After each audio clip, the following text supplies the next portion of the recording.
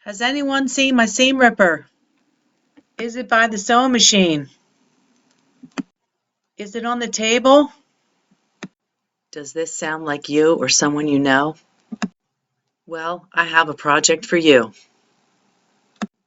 Today we're making this tool organizer. For this project, you will need 3 or 4 coordinating fabrics. You will need an 8 by 10 clear plastic photo frame that sits on the table. You can purchase this photo frame from a dollar store or Walmart. This one cost me $1.25 plus tax.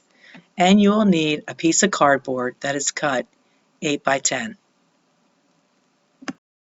And you will also need a piece of batting. To start this project, we are going to cut our background fabric. We are going to cut 2 pieces of fabric that are 9 inches by 24 inches long.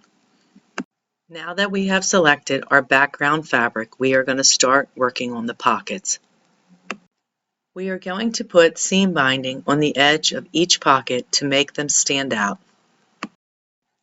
To make the seam binding, you will need a strip of fabric that is 2.5 inches wide by 9 inches long.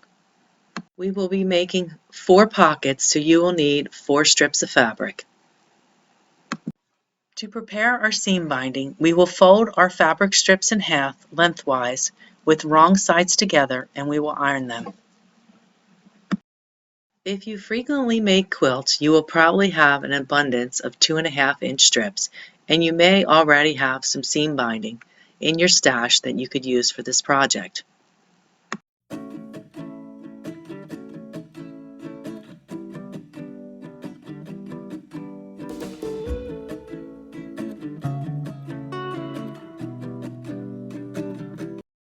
Now that the binding is done, we will start preparing our pockets. We will start with our 2 biggest pockets. To make these pockets, you can either use 2 pieces of fabric for a front and a back, or you can use a long piece of fabric that is folded in half. So for the smaller pocket, you can either cut 2 pieces of fabric that are 9 inches by 6 inches, like the blue fabric, or you can cut 1 piece of fabric that is 9 by 12 and fold the fabric in half. For a larger pocket, you will need 2 pieces of fabric that are 9 inches by 8 inches, or 1 piece of fabric that is 9 inches by 16 inches folded in half. For the smaller of these 2 pockets, the pocket that is 9 by 6 inches, if you decided to use 2 pieces of fabric, you will need to sew them together, right sides together, using a 1/4-inch seam across the bottom. If you decided to use a strip of fabric that was 9 inches by 12 inches, you do not need to do this step, you can skip it. If you sewed your 2 pieces of fabric together, you will need to turn it right side out and iron it. If you are using a single piece of fabric, 9 inches by 12 inches, you will just want to fold it together with wrong sides together and iron a crease in it. We're going to sew our binding on our pocket. I'm going to start by sewing the binding to the back of our pocket, the wrong side of our pocket. To do this, we are going to take a piece of our binding, a binding strip, and we're going to line up the raw edges of the binding with the raw edges of the top of the pocket. We want to make sure that we're lining that with the top of the pocket. You need to pin or clip the binding down and sew a 1/4-inch seam.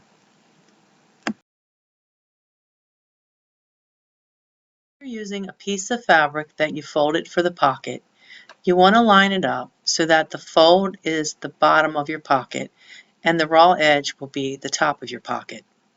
You will sew the raw edge of your binding to the raw edge of your folded fabric, and you want to line this up with the back side of your fabric.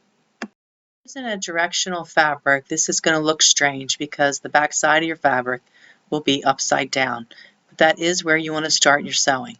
If you're using a non-directional fabric, it will not matter what size you're sewing the binding on.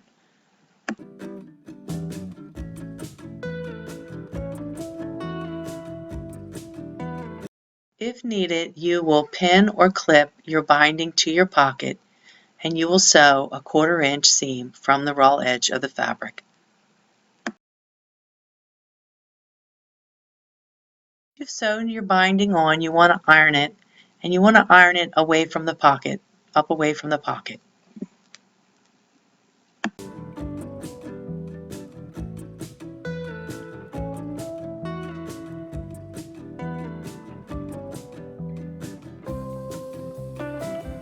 We've given the binding a good press. We want to wrap it around the raw edge of the fabric. I'm going to take this to the sewing machine and sew it in place.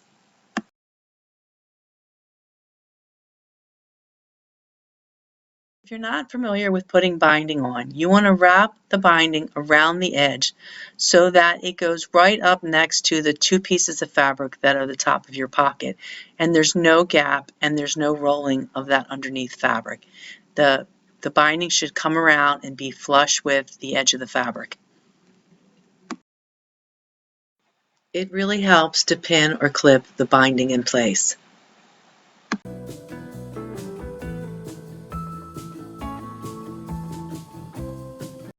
Want to sew the binding in place, and a lot of people like to do this differently. Some people like to hand stitch it so it's hidden.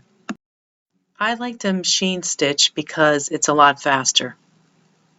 I machine stitch binding. I like to line the edge of the presser foot up with the edge of the top of my binding and move my needle over as far as I can get it so it's very close to the edge of the binding on the left side. Then I just sew a straight stitch down the binding. There are a lot of different ways to sew on seam binding, but I just find this very quick and easy.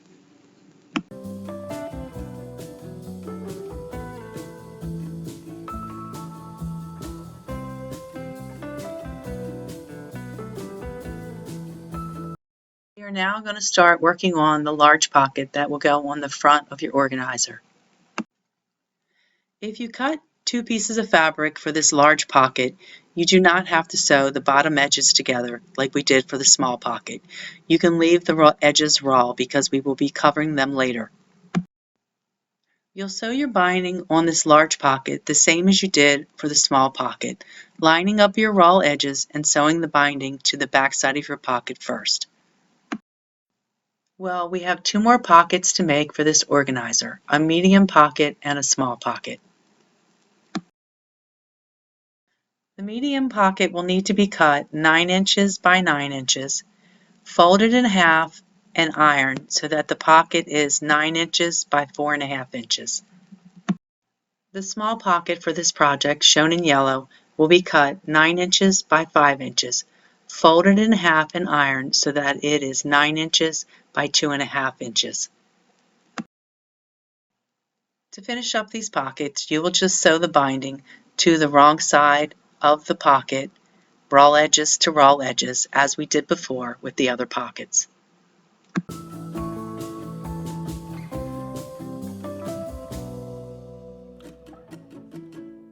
When we've completed all 4 pockets, we'll move on to the background fabric.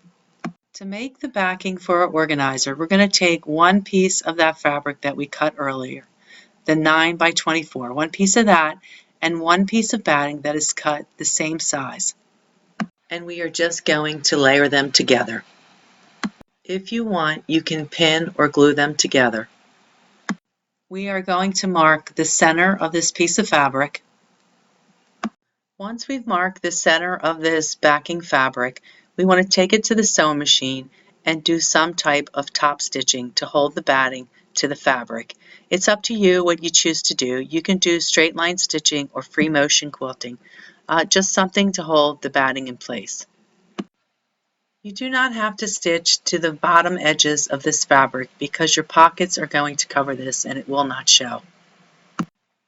To help us line up our pockets, we're going to use the piece of paper that came with our photo frame. We are going to line up that piece of paper with the center line we marked on our fabric. We'll take our largest pocket and we'll line it up with the edge, bottom edge of the paper, and then we're going to move it up just a very small amount so we can just see the white paper. Next, we'll take our second smallest pocket and we'll line the folded edge up so it goes over top the raw edge of the pocket we just put down. So we're covering that up slightly.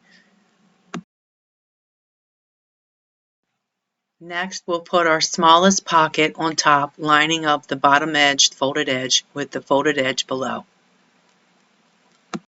Double check that the top of your pockets are the same distance across from the center line. Here I have 2 inches from the center line, and I've checked on both sides to make sure that it lines up correctly. Once you have your pockets in the correct position, you'll want to pin them down, being careful not to grab the paper underneath.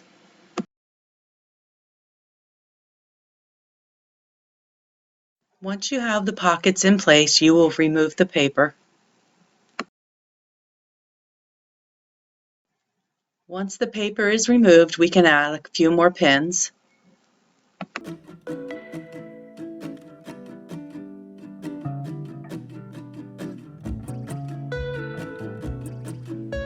We will now mark the lines for sectioning off the pockets, or sew lines.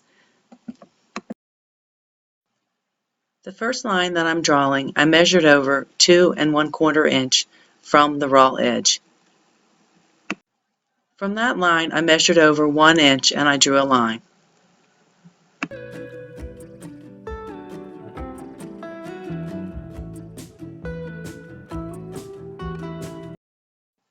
From that line, I measured over 3 inches and I drew a line.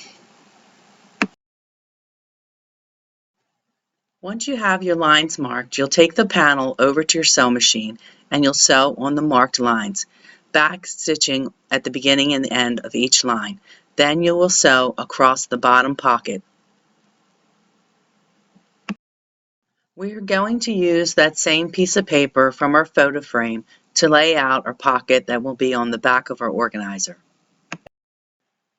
We will line our sheet of paper up with the center line of the panel, and we'll lay our last pocket along the edge of the paper and we'll pin it in place. Just to double check, this back pocket should be your pocket that is 9 by 6 inches. Once your pocket is pinned in place, you'll remove the paper and you'll double check to make sure the edge of your pocket is parallel to your center line.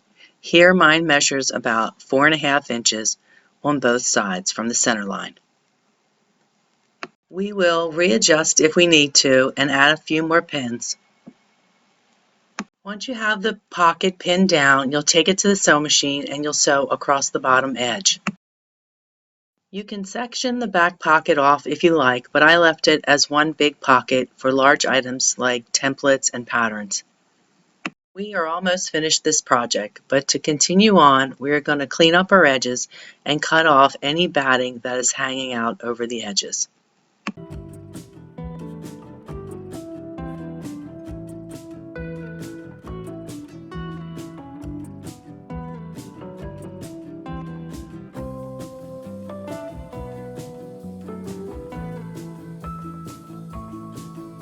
Now that we have our panel cleaned up, we're going to sew on that last piece of fabric that we have, that 9-inch by 24-inch long piece for our backing. We will line up our raw edges and pin this fabric down.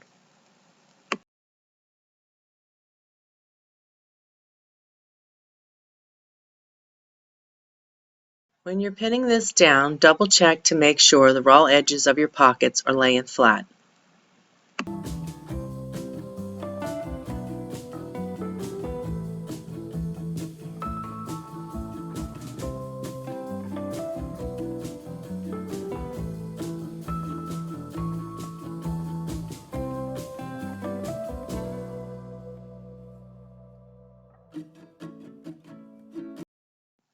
Once we have the fabric pinned together, we are going to sew down the long sides of this panel 1/4 inch from the raw edge. We will not sew on the short ends of this panel. Once you've sewn your seams, we're going to turn the panel right side out.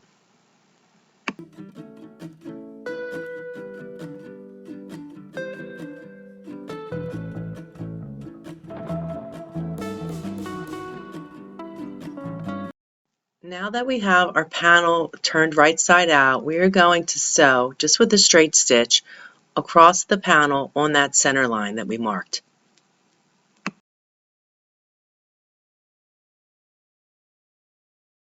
So the bottom edges of this panel are not going to show in our finished project, but we do want to do something to keep the edges from fraying and unraveling.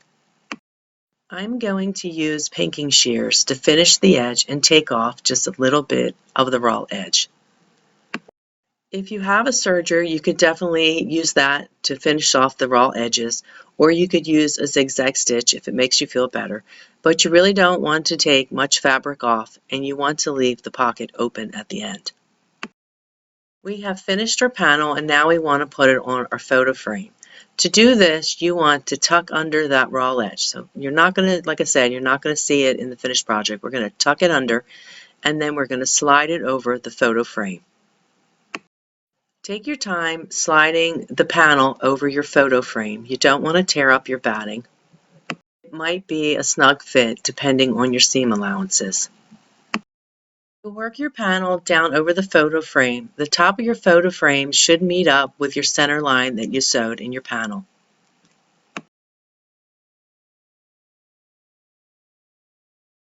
Now that the front of the organizer is on the photo frame, we're going to work on the back of the panel. To stiffen up the back of the panel, we're going to insert that 8 by 10 piece of cardboard that we cut out earlier. When sliding your panel over your cardboard, be careful not to bang your cardboard or tear up your batting. The cardboard should be inserted up to the center line of the panel. When the cardboard is fully inside the panel, we are going to tuck those raw edges in. We're just going to tuck them in, and that's how we're going to leave it. If you want, you could put a couple of stitches on this to keep it closed, but when it's sitting on a desk, it won't come open. And if you leave it open, you can always take it off later and throw it in the wash machine if it gets dirty. Well, that's it. We finished our tool organizer, and hopefully we'll have all our stuff in one place and we won't have to go searching for it anymore. Thank you for watching. Please like, comment, and subscribe. See you later.